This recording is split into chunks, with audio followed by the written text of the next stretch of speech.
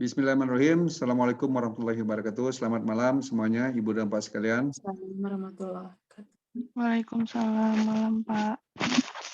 Ibu dan Pak sekalian, hari ini kita akan diskusikan topik lanjutannya. Setelah sebelumnya minggu lalu kita diskusikan tentang bagaimana potensi halal, industri halal di Malaysia dan sebelumnya lagi di Indonesia. Nah, hari ini kita akan diskusikan potensi halal industri di Asian country, di negara-negara ASEAN.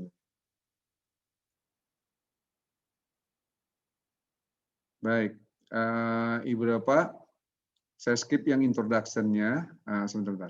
Introduction ini menjelaskan bahwa halal industry is the latest trend in the world market. Jadi ini adalah tren yang saat inilah gitu di pasar dunia. Kenapa tren ya? Karena yang alasan-alasan yang kemarin kita sudah kemukakan, bahwa pertumbuhan populasi Muslim, pendapatan di populasi Muslim meningkat, kemudian konsumsinya, spend-nya dan sebagainya, sehingga ini menjadi suatu pasar khusus untuk yang produk-produk halal. Di mana produk halal di sini disebut sebagai food, tourism, finance, fashion, pharmaceutical dan kosmetik ya. Serta juga satu lagi sebenarnya adalah entertainment ya. Kemudian Southeast country, potential market because around 60% Muslim world located in Southeast Asian. Jadi di Southeast Asian itu ternyata 65% populasi Muslim dan tentu sekali yang terbesarnya di Indonesia. Ini dasar-dasar halal yang sudah pernah kita diskusikan sebelumnya. Kita perbandingkan dulu sebelum melihat negara-negara ASEAN. Bapak ya, kita perbandingkan dulu sebentar. Yaitu kita bandingkan Jepang, Australia, dan UK. Bagaimana halal industri di negara-negara maju, in developed country. Oke, nanti kita bandingkan dengan ASEAN ya, Bapak sekarang. Number of Muslim ini di Jepang itu 0,14% dari 127,3 juta, Australia 2,25% dari 23,1 juta, dan UK itu dari 64,1 juta ada 4,8%. Kemudian ekosistem halal industrinya, Jepang ini fokus on providing halal food menu at university. Ini tentu sekali karena dia banyak student dari negara-negara Muslim. Kemudian juga international airport, ya dipahami karena itu perdagangan di Jepang juga wisata, maka dia mengarahkan di international airport disiapkan, terutama untuk produk-produk halal. Terus ekspor halal food, drink to ASEAN. Jadi Jepang juga mengekspor berbagai macam produk-produk makanan dan minuman halal ke negara-negara ASEAN. Target on Muslim tourism from Southeast Asia and Middle East. Ini target mereka untuk ekonomi halal. Dan kalau kita lihat halal certification di Jepang itu ada banyak, Ibu sekalian ya. Japan Muslim Organization ini ada, JHA, JMA, ada banyak ya. Termasuk dia kerjasama have mutual certification with the JAKIM. JAKIM ini Jabatan Kemajuan Islam Malaysia yang bekerja sama dengan Jepang dalam hal sertifikasi halal. Berikutnya Australia. Australia ini kalau kita lihat dia fokusnya on meat production. Kenapa? Karena memang Australia penghasil daging dan ternak yang terbesar di dunia ya. Dia ekspor halal red meat to OIC, Organization Islam Committee countries, termasuk Indonesia salah satu importir terbesar daging dari Australia. Kemudian di Australia itu ada satu lembaga yang menangani tentang sertifikasi halal, yaitu Australia Government Authorized Halal Program. Kemudian di UK ini fokus on meat and poultry production. Jadi produk-produk turunan dari daging ini yaitu susu begitu ya. Ini merupakan fokus mereka juga. Dan the Halal Food Authority untuk yang lembaga sertifikasinya. Baik, kita lanjutkan sedikit di Jepang itu. Dia sekarang juga gencar sedang menggarap tentang industri halal ini atau ekonomi halal. Kenapa? Karena di tahun 2021 itu direncanakan Olympic Games di Jepang. Nah, tentu sekali di situ kan ada banyak turis dari negara-negara, terutama dari negara-negara mayoritas Muslim dan yang berpenghasilan tinggi seperti dari Timur Tengah itu akan berkunjung ke sana. Kemudian kita lanjutkan juga termasuk kebijakan mereka itu memberikan the local government offer subsidies up to $820 to restaurant to earn halal certification. Nah, ini memberikan subsidi kepada restoran-restoran sebesar $820 ya, untuk kaitannya dengan sertifikasi untuk memperoleh sertifikasi halal. Jadi disubsidi untuk memperoleh sertifikasi halal ini. Kebijakan di Australia, according to the Dubai Islamic Economic ini bahwa Australia itu exported halal food and beverage with the market size more than 2.4 billion. Jadi 2,4 miliar dikalikan 14.500 US dollar di tahun 2016. Besar sekali ya. Jadi dia pengekspor. Nah, sebagai dia pengekspor daging, tentu sekali yang makan daging itu juga banyak dari negara-negara yang Muslim. Karena itu dia sangat berkepentingan untuk adanya sertifikasi halal. Terutama kan importir terbesar itu adalah Indonesia, kemudian Saudi Arabia, dan United Arab Emirates. Karena itu logis, nah mereka mengadopsi sistem halal ini ke dalam industri daging mereka atau meat industry. Kemudian United Kingdom juga demikian, mereka punya market size itu 1 million US dollar di 2014 untuk produksi red meat, jadi daging-daging merah itu, daging merah ya, kambing, sapi begitu ya. Kemudian UK Muslim contribute the estimated 31 billion pound. Jadi ini kontribusi dari konsumsi atau spend dari Muslim di UK itu cukup besar. Berapa ya? Kurang lebih ini 46,5 billion. Jadi besar sekali kan? The nation economic in 2014. Oke. Sekarang kita lihat di negara-negara ASEAN nih, Bapak sekalian.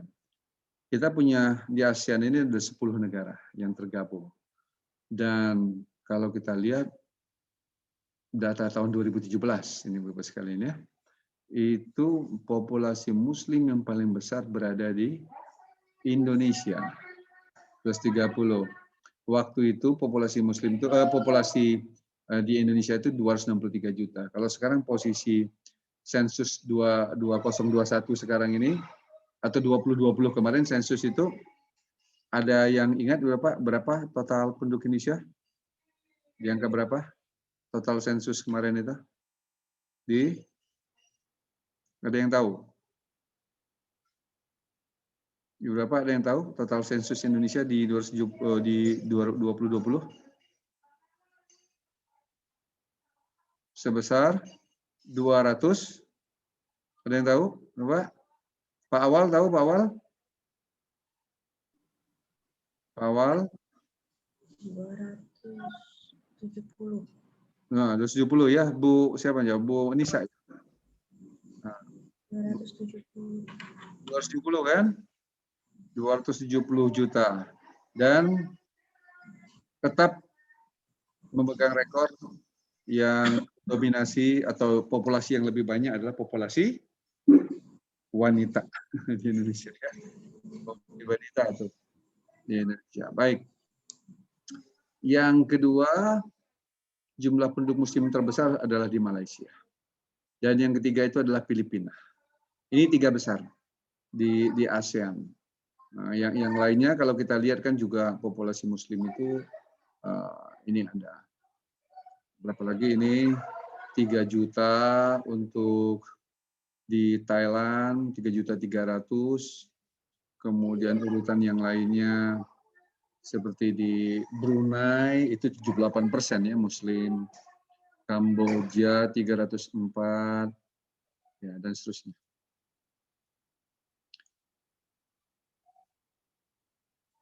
Nah, Ibu Bapak yang minggu lalu, itu materi minggu lalu yang saya minta Ibu Bapak nonton videonya. Malaysia merupakan negara yang paling maju atau ekonomi halalnya, industri halalnya yang paling besar, baik di kawasan ASEAN maupun di dunia. Jadi Malaysia ini ranking pertama sebenarnya. Mengapa demikian? Ibu Bapak bisa lihat di perkuliahan minggu lalu itu bahwa infrastruktur atau ekosistem untuk industri halal di Malaysia itu sudah dibangun sejak di tahun 1900-an dan semuanya di maintain pemerintah dengan baik, begitu sekalian. Kita lihat di sini kan, Malaysia itu ini number muslimnya, oke, sudah mengimplementasikan Syariah law, kemudian self production dan natural resource di sini, product and service proper institutional framework, ekosistemnya, dan supply chain-nya mostly small scale farm. Ya, ini artinya memang dia fokusnya bukan di apa itu namanya peternakan, tapi dia fokus ke industri-industri makanan, kemudian juga apalagi dia itu fashion dan yang lainnya, begitu ya. Kemudian ini halal certification-nya oleh JAKIM, Jabatan Kemajuan Islam. Sementara di Indonesia, certain province are popular with beauty, mosque, and Islamic history. Ini daya tariknya di sini, Indonesia. Kalau Malaysia itu implement Syariah law for certain state juga termasuk dalam bank-bank syariah, ya. Kemudian sini self production, natural resources, import meat itu Indonesia itu. Ekosistemnya adalah produk saja. Kalau di Malaysia itu ada produk, service, proper institutional yang mendukungnya, proper institutional framework ya, yang mendukungnya. Sama mostly small scale farm, dan kalau di Thailand kita bandingkan tiga besar ini, tiga besar populasi itu, South Thailand. Jadi di Thailand Selatan itu adalah popular with the ancient Islamic history. Karena di Thailand Selatan itu banyak populasi Muslim. Okay. Self production, natural resources ini fokus on production on canned food product. Jadi Thailand khususnya dia fokusnya ke sini. Canned food product, makanan-makanan kaleng. Baik. Kita lanjutkan.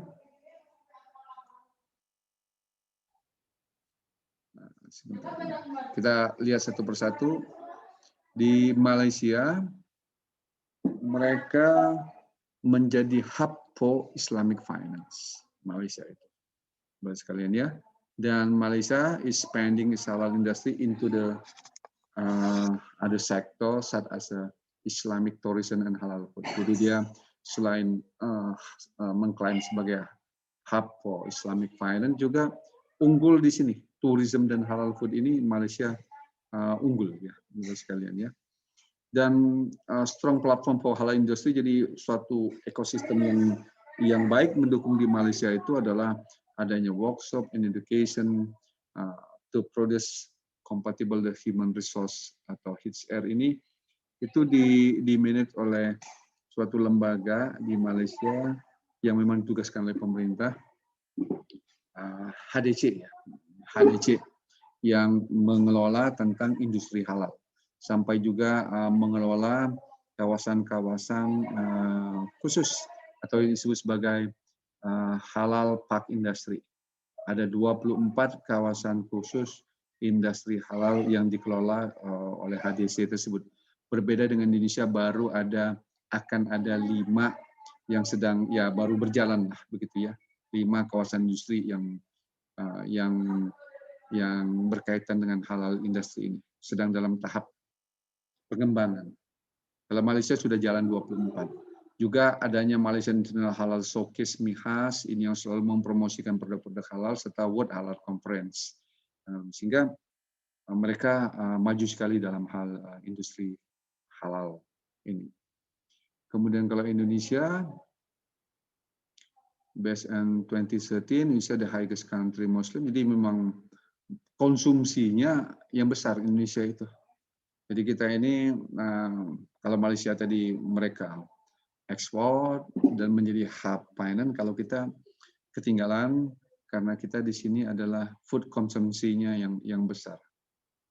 Di samping Thailand dan Turki. Coba, Indonesia is the highest country for Muslim consumer food consumption with 190 billion. Kemudian diikuti oleh Turki dan Pakistan. Oke, Indonesia Halal Life Center recorded 10 potensial halal bisnis sektor growing Indonesia. Jadi baru rencanakan 10, tapi yang sudah jalan itu baru 5. Sementara Thailand ini adalah the 5th largest halal food exporter in global market, ya, Thailand.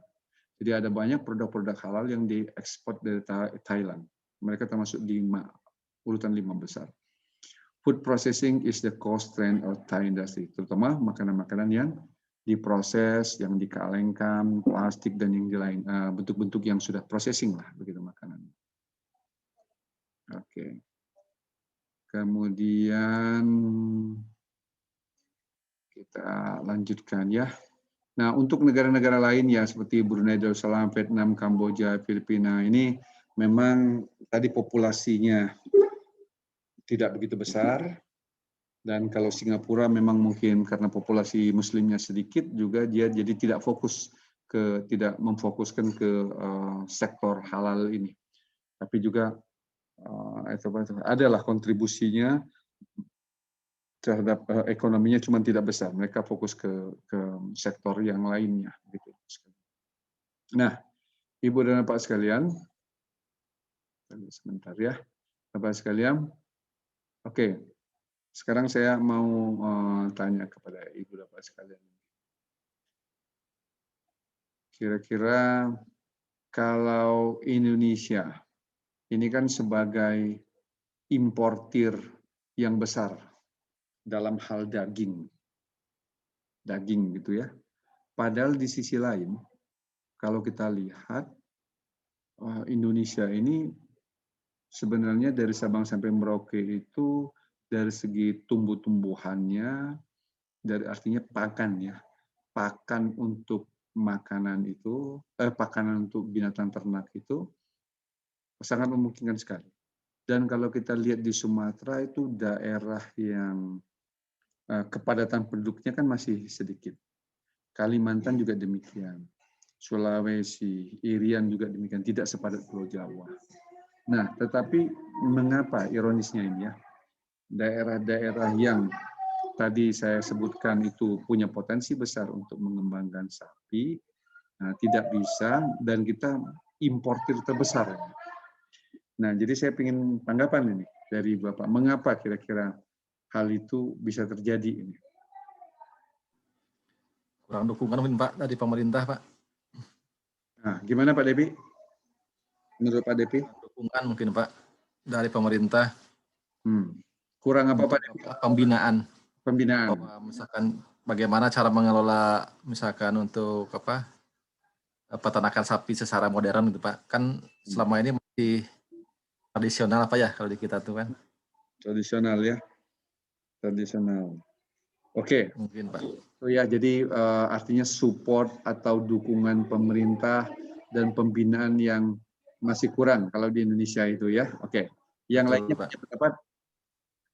Mungkin Pak Marcel punya pendapat. Gimana Pak Marcel?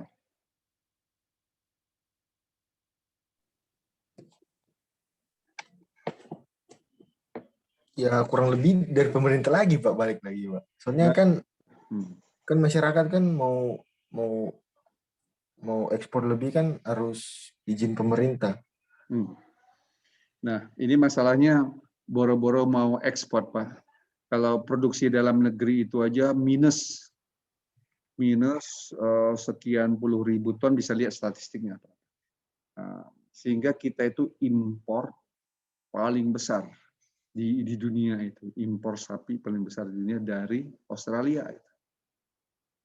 Boro-boro kita mau ekspor di dalam negeri aja itu kenapa itu penyebabnya Pak? Kok orang Indonesia ini tidak bisa beternak sapi?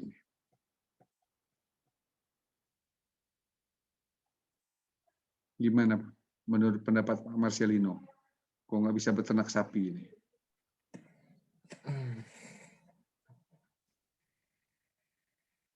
Pak Marcel punya cita-cita nggak jadi peternak sapi? Enggak, Pak. Enggak. Kalau di kawasan Bapak itu tanah masih luas ya, mungkin ya? Iya, kebanyakan sih masih. Sulawesi ya, Iya, Sulawesi Utara begitu ya. Itu masih luas ya.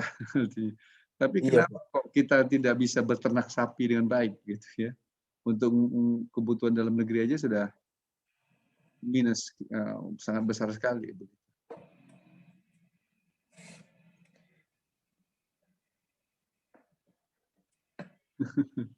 Iya, oke. Nggak apa-apa. Kalau selanjutnya nih ada pendapat nggak dari siapa? Bu Irian, Bu Siva punya pendapat, Bu Siva. Bu Siva,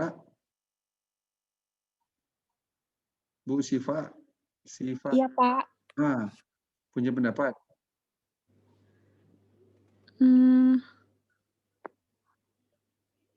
Susah lahannya kali apa ya? Oh itu tadi saya sebutkan lahannya sangat besar sekali. Ada di Sumatera, Kalimantan, Sulawesi. Jangan lihat Pulau Jawa. Kalau Pulau Iya, Jawa Pak. sudah sempit. Papua, waduh. Penduduknya sedikit, lihat itu. Hutannya kan banyak sekali itu kalau miara sapi berapa banyak itu bisa dipiara di sana. Gimana? Kurang tahu saya, Pak.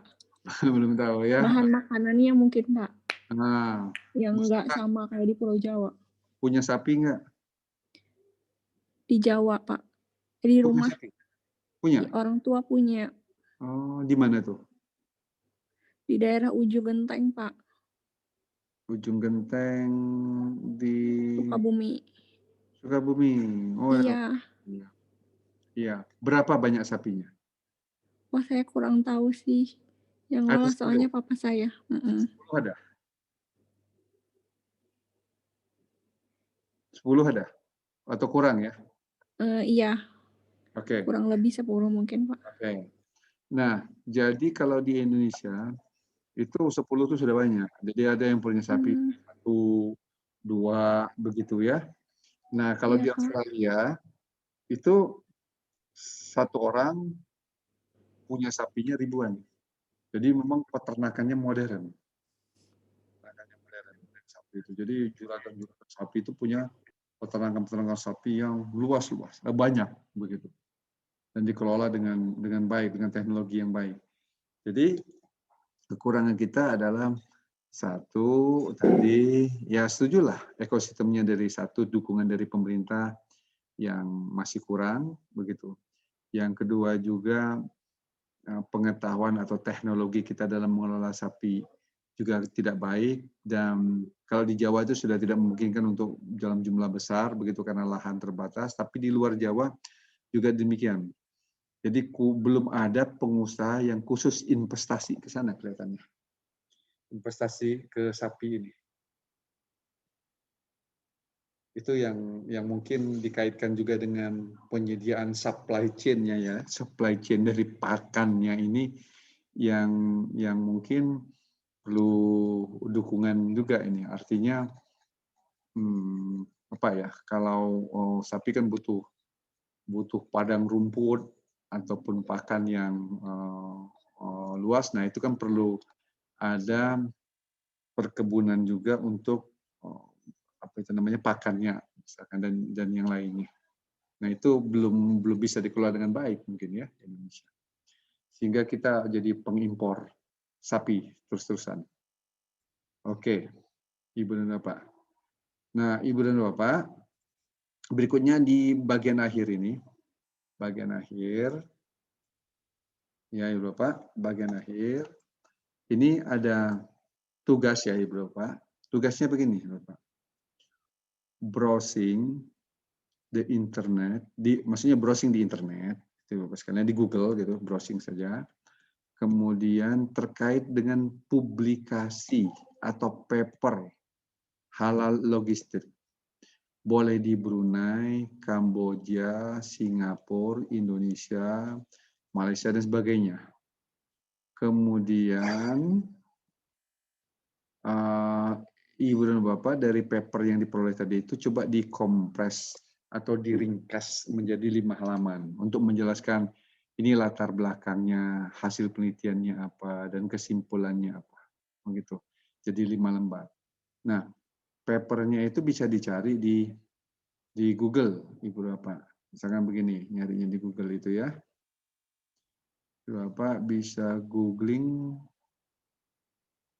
Sebentar ini saya nggak terkonek ke mana Google ini. Coba saya ituin dulu ya.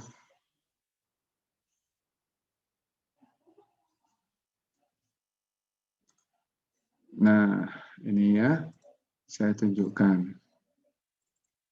Sekarang begini, tentang ini aja. Kata kuncinya begini, Bapak, ngetiknya halal industri, halal logistik ya. Halal logistik in misalkan Thailand, titik PDF.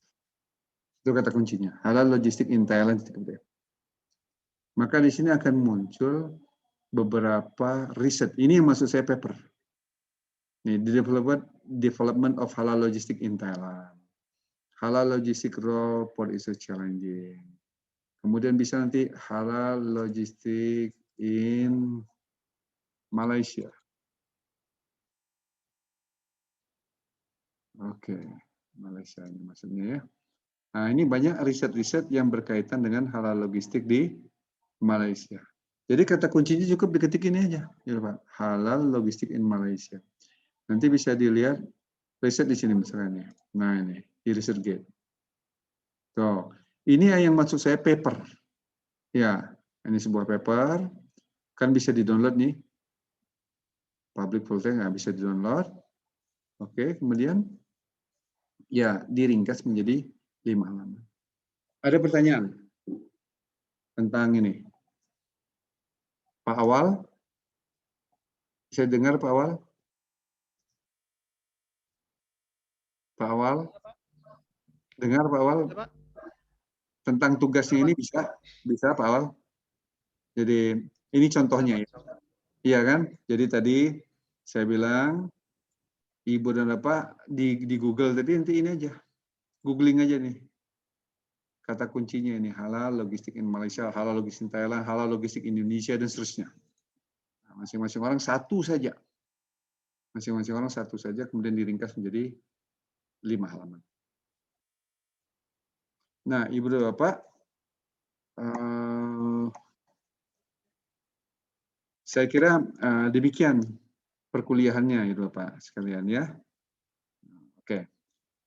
Baik. Saya stop sharing, stop ininya dulu.